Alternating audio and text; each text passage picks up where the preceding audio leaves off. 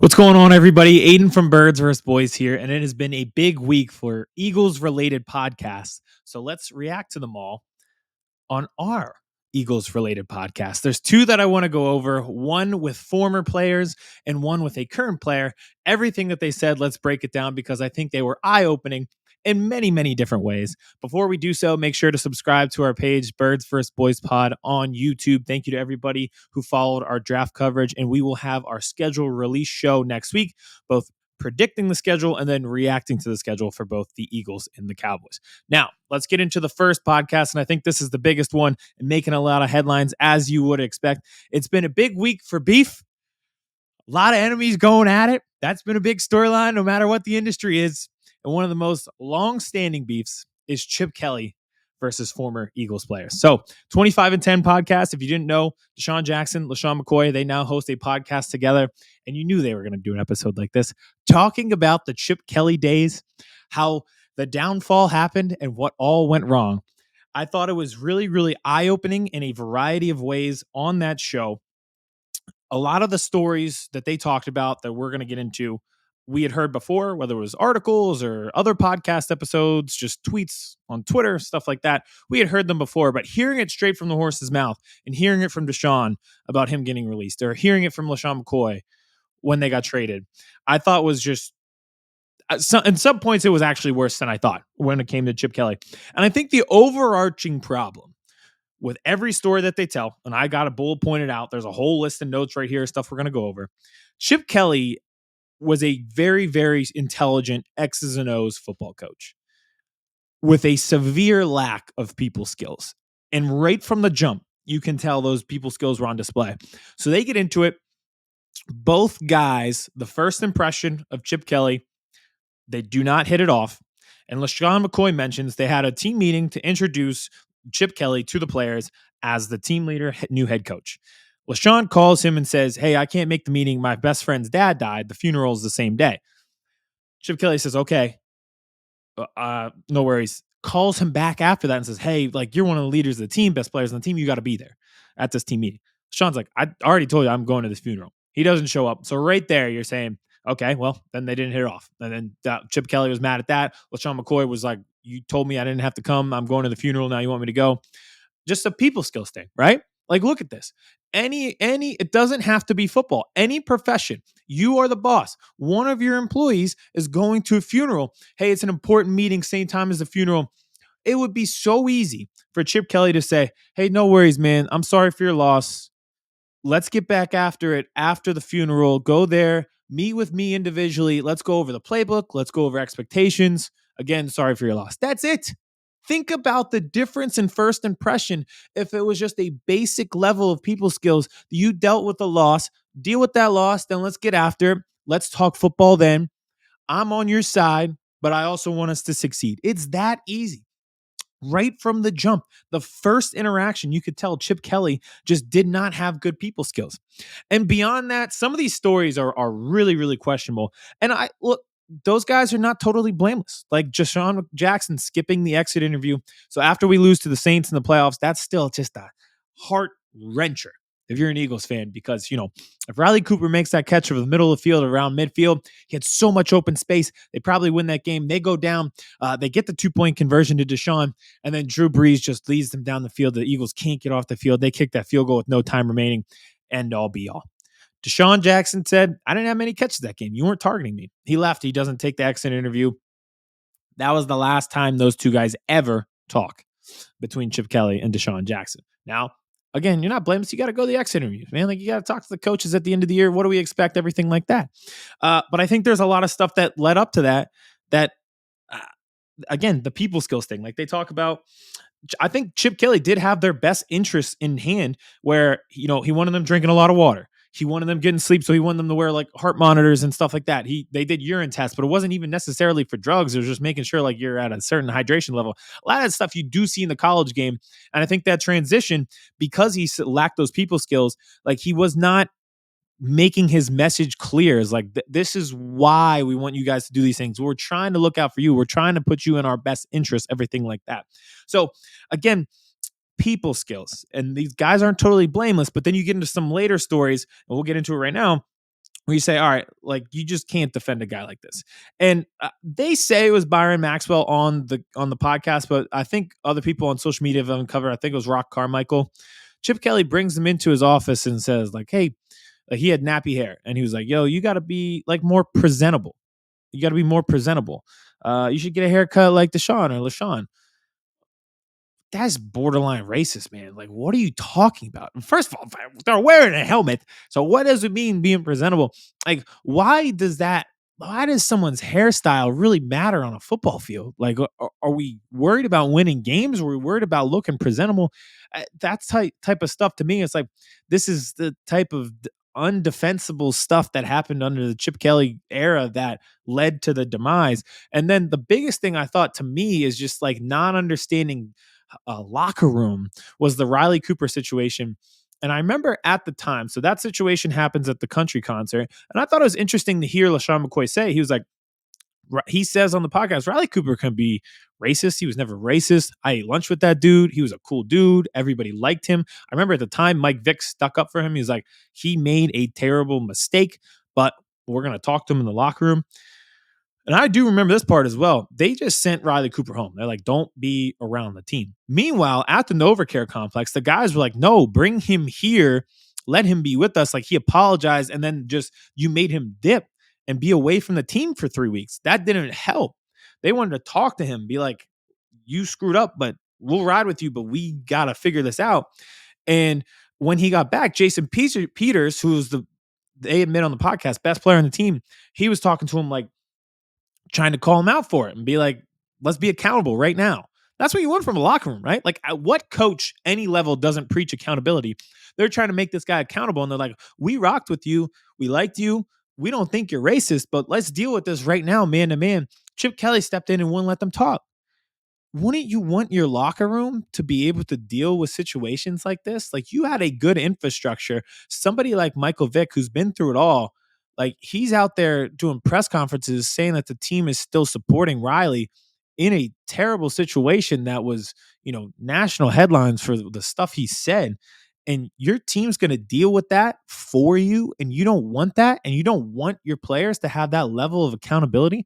Again, people skills, people skills, people skills. Every story they tell is just a severe lack of people skills. And that's just, I felt like a real losing the locker room situation. They also mentioned Mike Vick, and I had heard this story before. He said dealing with Chip Kelly made him cry more than prison did. And that's just like, that's about as telling as it gets for this entire podcast. It's like being in Chip Kelly's locker room was worse than a federal penitentiary. Think about that for a second. And then another story that they brought up, like Howie Roseman, he sends him, and Jason Kelsey mentions this in the parade speech, but they send Howie Roseman to a closet, whatever Kelsey said. That's not that far from the truth. He sent him to sit in the marketing department and then didn't allow him to attend practices. Meanwhile, behind the scenes, that rubbed the players the wrong way because they liked the way that Howie talked to them in terms of like what we're doing in the draft. And they thought he was smart. So they like to pick his brain and stuff like that. You send this guy to go sit with the guys selling tickets and not come to practices. Obviously, you're trying to send a message. And to me, that kind of sends a message of insecurity, which I don't like. But again, another situation that rubbed the players the wrong way. Now, both of these guys, obviously, their time in Philadelphia was cut short for one reason or another. Lesean McCoy gets traded. He went in his story first. This is where this just like frustrates me as a fan, right? Like LeSean was upset because of all the impacts he had as a player and a human being. It's like you don't see the other side of that. He was from Harrisburg. He played at Pitt. He's now an Eagle. Like he's been in Philadelphia his whole life. He mentioned having 50-50 custody with his baby moms, with their son. So he's like, being here was perfect because we got that worked out. I saw my son. I picked him up from school. So that right there is like gut wrenching for him. For me, this is what frustrates me. He got to Buffalo in the front office, and the head coach Rex Ryan said that was the quickest trade we've ever done. They asked if we were interested in you, LeSean McCoy. We said maybe at first because we thought the price tag would be too big. We came back, we said, yeah, we're interested, but what's the package? They said Kiko Alonso. And they were like, all right, what else? And they're like, that's it. That's it. LeSean McCoy's going, I don't even know who Kiko Alonso is. Who is Kiko Alonso? And he ended up being terrible, obviously. But okay, you could have sold me. Oh, and you're just trying to get off a running back contract. You don't want to pay running backs. That's been the way the game has been trending. Maybe you're just ahead of the curve on that. But you didn't do anything with the contract money that you saved by trading Lesean McCoy. Like, we brought in who? DeMarco Murray. So we spent money on him. We ended up getting Ryan Matthews. So all of these situations, like, we never, and then Jeremy Maclin leaves as well. So all of these things that you could have done with the money that you saved, you were like, all right, let's not pay running backs. The Eagles currently do that. Like, we don't spend a lot of money on running backs until Saquon Barkley came up. And even then, like, that's not that bad of a contract. And we haven't spent money on running backs. You could have sold me on that, but you never did anything with the resources you saved with that money. Like, we never improved our team. We never made our offense better. You didn't get any like draft capital for that, like serious draft capital. All you got was a linebacker, and they had to move off that linebacker a year later. You did nothing with that. That to me just screams you didn't like this player, so you moved off of his contract and you didn't actually improve the team. As the GM and head coach of the team, like, your objective can't be, well, I didn't get along with the player, so we're moving off of him. If you're moving off a player, what's the next step? I remember at the time being excited to be like tweeting out, like, I went to the same high school as Lesean McCoy. I'm from the same hometown. Like, I want to see this dude succeed. I'm an Eagles fan. He's my running back. I'm disappointed that he's gone. This is bittersweet. But all right, let's open up the cap space. Let's use our draft picks. And they just never did that from beyond that point. And with all these stories you tell, it just seems like they traded Lesean McCoy because Chip Kelly didn't like him. That is a failure as both the GM and the head coach, because you're not improving the roster with your acquisitions and with your negotiations. And for the Bills to come out and say that was the quickest trade we ever made, you are not doing your jobs. Now to the next one, Desean. And this one, you could tell Desean Jackson will hate this man till the day that he dies. He despises Chip Kelly. And we knew that, but the level in which he despises Chip Kelly is like, it's kind of wild, honestly. So behind the scenes, we kind of we know this story. He got released, and there's a certain beat reporter who at the time, who has now risen to local fame, that I don't know how we allowed this to happen. This article probably should have been the end all be all. The fact that he's now like allowed to just be this hot takesman and one of the premier ones of Philadelphia on the radio and on social media is still crazy to me. But the gang ties that they said Desean Jackson had, his friend was charged with murder. Desean Jackson hired him a lawyer for his case. He beats the case. They pose for a picture together. That case turns into the fuel for this story that Desean Jackson has gang ties. He's affiliated with a gang. He's in a gang. That story comes out in a New Jersey newspaper. After that story comes out, well, actually, it was around the same time, but they released Desean Jackson, the Eagles do, and that story's out as well. And this just is like the bringing it full circle moment where they didn't get along, Desean Jackson and Chip Kelly. He skips the interview. That's the last time that they talk. Chip Kelly doesn't like that. Instead of talking to him man to man, they never speak again. They release him. And then instead of, like being able to deal with challenges in the locker room and, being able to be challenged, which every one of us should do within a workplace, is allow yourself to be challenged, take constructive criticism. Instead, he releases him. And then on top of that, he used that gang affiliation story as the fuel to the fire and almost scapegoated it and said, oh, well, this is why we're releasing him. And when it comes out, you're like, oh, well, that would make sense. Like, oh, he has you don't want that around the locker room, everything like that. Meanwhile, in the background, it's just because like he wanted them to wear white socks instead of black socks, and they didn't. And Desean skipped the exit interview and everything like that. And they were saying, hey, our plays are getting predictable. He didn't want to hear that, which they were. That was a big storyline at the time. So all this stuff added up. You guys weren't on talking, weren't on talking terms. So instead, you blow up his entire life and say that he's gang affiliated.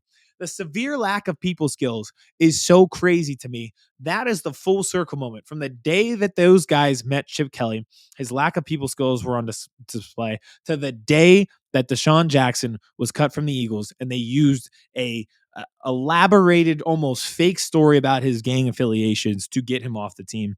So it was really, really a fascinating interview because all of the ground level stories that we had heard, Howie's desk being moved, Desean being released because of the gang ties, Lesean being traded to Buffalo and it being a shocking type of thing. Chip Kelly, his infatuation with Oregon players, all of that below surface level turned out to be even worse than we thought. They even had Jason Peters calling the show, and he basically just called Chip Kelly a bitch and said, hey, he kind of ruined a few Super Bowls for us. And just looking back on it again, at the time, I was like, all right, you can cut players, you can trade players, but what's the plan beyond that? Like, if you're using the cap space flexibility to improve the team, let's go for it. They never did. He never did it at an NFL level, and you can kind of see why through all these stories. Just didn't know how to handle an NFL locker room, didn't know how to, interact with people, and clearly, another point, didn't seem to be comfortable interacting with black people. That's not going to fly in an NFL locker room. And it was just constantly on display, story after story. A really fascinating listen. Two players that I loved growing up. I feel like I hated Desean when he was on the Commanders because he would absolutely kill us every single time. I almost feel bad for that now. I remember in I have a picture like posted online, like there's just like food and thrown all over his Washington jersey in the parking lot at a tailgate after we went 3-0. They start that fight. They hit Nick Foles and he's like got the wind knocked out of him. Jason Peters gets ejected from the game. I'm like, damn, yeah, screw this guy. In reality, like Chip Kelly just ruined the team. So it's a really fascinating listen with two really star-studded guys for the Eagles, and hearing their sides of stories that we've heard for a while was just really, really fascinating stuff. 25 and 10 podcast. Go and check it out. Last one, Kenny Gainwell. He did a podcast interview. So let's get current. They asked him, as they've been asking all the players that were on the team last year, what went wrong? We had an absolute collapse. And our coach seems to be doing a little bit better in the people skills department than Chip Kelly was. And we had a talented roster. So what happened? What went wrong? Now, Kenny Gainwell, interesting message, right? He was like, the good teams have a connection from top to bottom, whether it's through front office, through the coaches, through the players. Everyone's in sync. Everyone's on the same page. Fair and well warranted, right? He said by the end of the year, people weren't even talking to each other, whether that was players not talking to other players, the front office was disconnected from the locker room, everything like that. So that's eye-opening to me. And I think this situation, though, is kind of like right message, wrong messenger, right? So Kenny Gainwell this year, we kind of expected him to take that next step, split carries with DeAndre Swift. He had a phenomenal performance in the Super Bowl and really kind of overtook Miles Sanders during the playoffs late last year, especially in the Super Bowl. So we were expecting big things. He comes out and just, wasn't really as impactful as we thought he would be. And then had the phone situation as well, where he was on the phone in the locker room.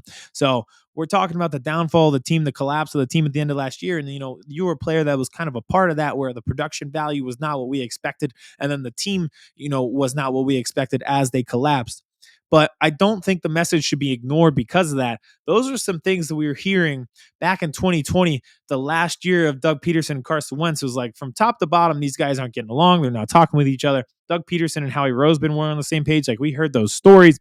Obviously, Carson Wentz was not on the same page. He did not like how it went with the Jalen Hurts selection. So it was like top to bottom, everybody's not getting along. So when I hear that, I'm saying, these kind of things have been coming out before. Should we be concerned with how those things are going? And now, especially like if you don't put together a few losses, now guys aren't talking to each other. You don't want to hear that. But again, I think the message will get lost because, Kenny Gainwell was part of that disconnect. Like, you're talking about players not talking to each other. Like, you're talking to fans on your phone at halftime of the game. Talk to the other guys. Talk to DeAndre Swift. Talk to the offensive line. What are we doing? What do we got to do differently so that we can open up some gaps so that I can run through, So, again, message should not be discredited, but I do think it's the wrong messenger. And, it's a message, though, that has come up before. So I think he's going to get a lot of flack from that. I'm sure the Eagles were not thrilled that came out. And I don't think that they'll listen. I like Will Shipley a lot. He does a lot of things similar to what Kenny Gainwell can do. I haven't heard Will Shipley on podcasts talking about it. So if his production is matching what we think he's capable of, I think he starts to get more touches and kind of be that 1A to Saquon Barkley. So, all in all, I thought both podcasts were fascinating. Again, I encourage you to check them out, even if it's just like the clips on social media with it.